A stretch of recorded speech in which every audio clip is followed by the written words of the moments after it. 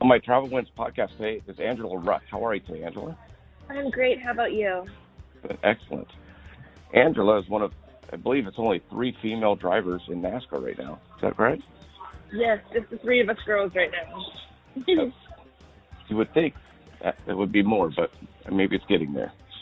I think it's definitely getting there. You have, Deegan coming up to the ranks. I think there's quite a few girls that are up and coming. So I think it's more now than we've ever seen. Yeah, hopefully that's the advent of technology, more social media, more awareness. Yeah, I think as the girls, keep progressing on the racetrack and showing that they're getting top tens and all this, I think it's definitely going to open the doors and windows, for some, younger females to come up in the sport as well. Well, you're an overnight success, starting at the age of 9, I believe. Yes, so young. We started out in go-karts, my twin and I. That's crazy. I always wonder, I've yet to meet the overnight success where it's like, oh, I just woke up and this just happened, and man, I'm great. I just decided to drive. Yeah, I would say most drivers all start at a young age. They all have a passion for it growing up, and it's kind of all they ever knew or did. So it just becomes a lifelong passion and a dream. Do you think it makes the travel easier because you basically have grown up doing this? I feel like it, in a way, kind of, because I remember, traveling every single weekend as a kid with my dad and, with Amber, my twin sister right beside me, and it was always nonstop. We didn't have time for school dances. Yeah. And looking at to where, progress to where we are now, it's even a little bit more intense. It's like you're at the shop Monday, Tuesday, Wednesday you're flying out, Wednesday, Thursday at the track, Friday, you're racing, either you're taking a red-eye Friday night or you're back Saturday. And, in between those weeks, there's never, I feel like, any downtime, from the shop to training on a simulator to watching film and trying to understand the racetrack. Especially for myself, it's important just because I'm not as familiar and don't have enough seat time. So I spend a lot of my days watching film on my simulator and at the shop learning from, my big help at the track has been, Joe Nemechek, my partner. So he's kind of been my go-to guy. So it's really intense, trying to find sleep and just trying to relax when you can. Yeah, I think that's the one thing a lot of people don't understand either is people that have cubicle jobs, you go to work, you clock out, and you go home. Yeah, no, it's so true. For us, it's not that way, Exactly. Some days I wish it was, but. My wife often says, what do you think about it? I go, everything. Exactly. I feel that. And because, I'm an independent contractor as well, so, I don't get paid if I'm not working. Yeah, no, it's so true. Yeah, you just always oh, man, okay, what I got to do. And then I do a lot of drive time.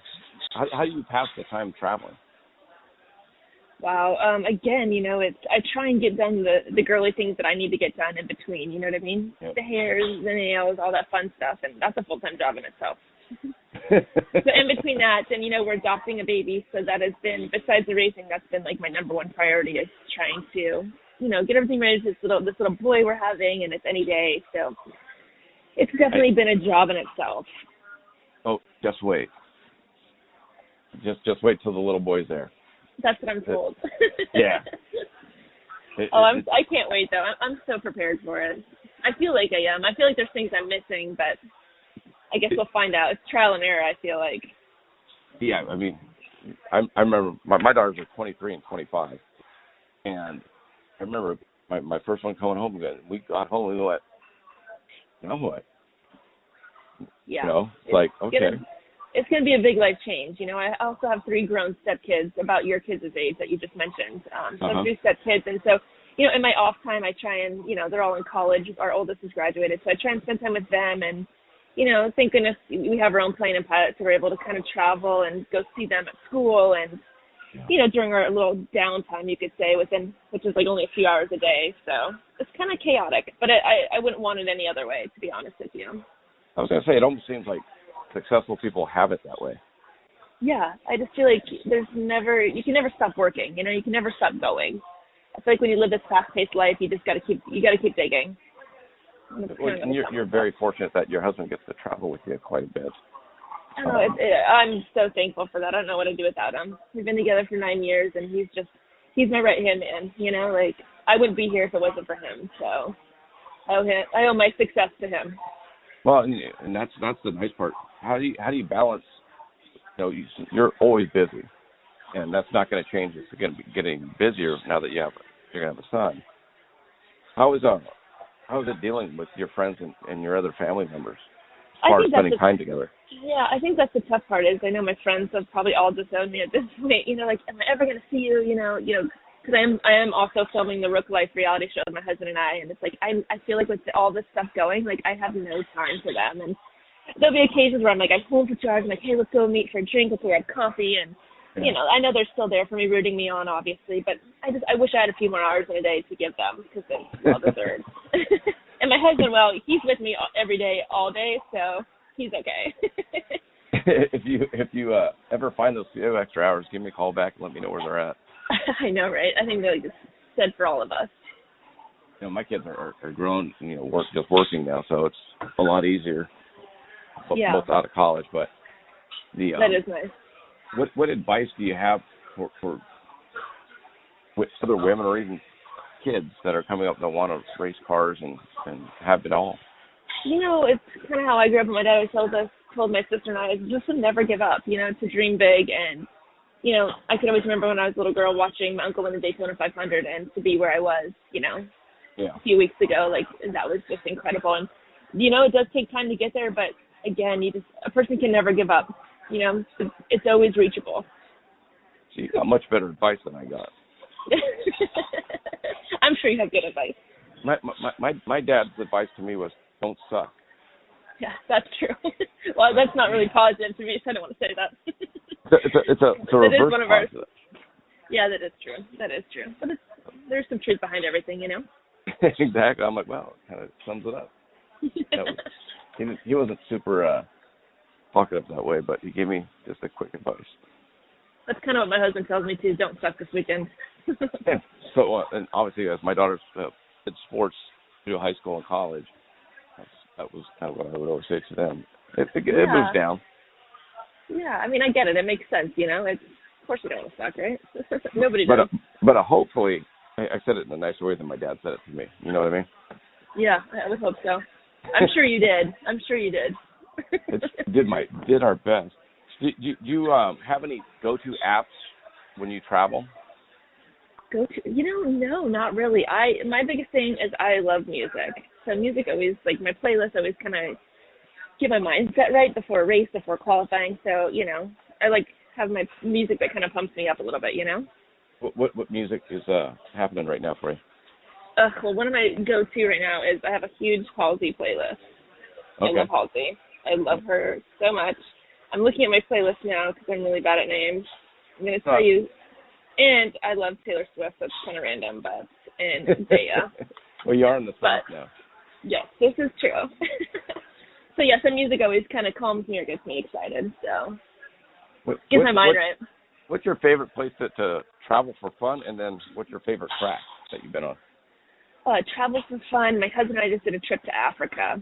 I'm a big animal lover, and so I'd say Africa. And we did a short trip in Dubai, and Africa was like the most incredible, most relaxing safari I've ever been on. And just, again, I love animals, and I could never see or get enough of them. And just to wake up with them, like, in your tent, like, it is the most incredible experience you'll ever see or do. So that's probably one of my favorite trips. Yeah, and then my favorite racetrack, I love Charlotte. I love our home track. Because I know, like, being at Vegas, that was your first time on that track. Yeah, I heard some negative things about Vegas going into it. Everyone's like, oh, you're going to struggle there, and I didn't think we struggled at all. We had some issues on the radio, which kind of, we had to come to a few pit stops that we weren't accounting for, but all in all, like, I loved Vegas. It was fast. You had to be on top of the wheel a little bit. But I would still say Charlotte's probably my favorite. It's just a fast track, and it's your hometown, just the crowd it draws. It's just exciting. That's what NASCAR is all about. I thought getting your first top 10 at Daytona would have been a... Well, of course, that always is going to be. Yes, I mean, that was just a dream in itself for me. Everything was right that weekend. The crew, Joe Nemechek, John Hunter helping me. Like, all in all, it was a group effort from all of us, and we had a fast truck. If we didn't have that motor issue, we blew a cylinder, so that put us back the last 16, 18 laps where we kind of dropped off. But top 8 for us, top 10 for us, excuse me, we will definitely take it, and that's one for the books, that's for sure. How hard is it getting sponsors? Oh, I think it's tougher and tougher every year. I think everybody will say that, it's tough for people, wanting to spend that kind of dollar, that kind of money, We're not looking for just a couple $100,000, we're looking for millions. That's the tough part. But, I have great sponsors. I have JJ Resources on the car, which is, a coal mining company, which is awesome, based out of Tennessee. He's kind of our main sponsor right now, and it's a great group. So I'm just excited to have them on. I think it's really important to keep the trucks moving, keep the drivers being able to go out to the different tracks. Yeah, the trucks are, it's so true. The trucks is, it's my first time actually running back-to-back weekends like I've been doing, and also the trucks are a lot of fun. I feel like the field is really close. You have a lot of great drivers out there, and they're all really respectful and very kind. So it makes it more enjoyable. Do you think it's, you guys are all just as competitive as the Cup guys, as the Cup cars. Oh. Everyone wants to win. Yeah, absolutely. Of course, we're not out there to do anything but that, right? Yeah. Yeah. What is the advantage or disadvantage of having the stops, the different sections on the Truck Series? I kind of like the caution at 30 and 60 laps or whatever they are. I think they're great. I think it kind of gets the field all bunched back up together, gives everybody a shot. I don't know. I like it. I hope we don't go away without it. I hope we don't get away from it. Yeah, because I watched the Vegas, and you were about to get lapped, but because they had the caution, you got to move back up and stay in it. Yeah. We had radio problems. I don't know if you heard me on the radios. I got a little trouble for it, but I drove without radios for almost 40 laps. I was basically spotting for myself. It was crazy. I kind of got my hands slapped after, but I don't want to come in, and that's where we struggled. I don't want to come in and lose 3-4 laps under a green flag pit stop. So I decided to stay out there. In the first 30. Yeah. And I kind of got a little bit of trouble for it, but I did well. I did well for just spotting for myself and driving. So I give myself props. In the third section, I don't know what it's called, but you really started picking it up. Yeah. Well, again, we made no adjustments in the car because we were trying to, every time we came into those pit stops, we were trying to fix the radios. We couldn't get it figured out. So they were going to black flag us because we had no radios up until like 70, 80 laps in. So we didn't make any changes to the car. So last time we pitted for 4 tires, got the radios fixed, and then the car was so tight. So we freed it up, and we were pretty fast. Yeah. I just wish we had a caution to bring everybody back up. I thought it would win for a good show. Yeah. What's next for you? What's next is it's looking like Texas, so we'll be in Texas the end of this month, March 29th. That's a big track too. Yeah. I hear it's a tough track, so I'm excited to be there. It's a big oval. I've only been on the Fontana track. I've never been on Fontana. As a ride I've heard along. good things about it. And I've never felt that kind of G's in my life, so I don't know how y'all do it. Well, you couldn't have probably did Daytona then. Well, I was in a truck, and my dad gave me I think like 10 or 15 laps at full speed, no governor, and I was like, holy. So thanks. Yeah, sometimes it'll kind of take your breath away if you're not used to it on those big tracks where you're throttle down and you don't lift. Sometimes it kind of gets you.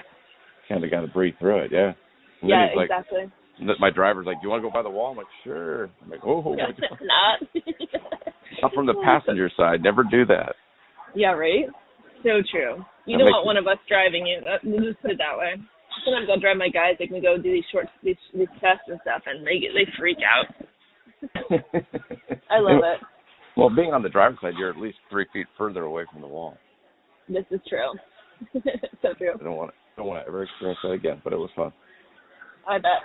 So coming up in Texas, and then what's the best way for people to follow you? And like you said, the new show you have. Probably on the Ruch Life. We're airing that starting in April. It's kind of my husband and I's journey, racing, the adoption process, and just kind of telling our crazy story of us traveling nonstop and, lots of obviously tears, the hard work that goes into it.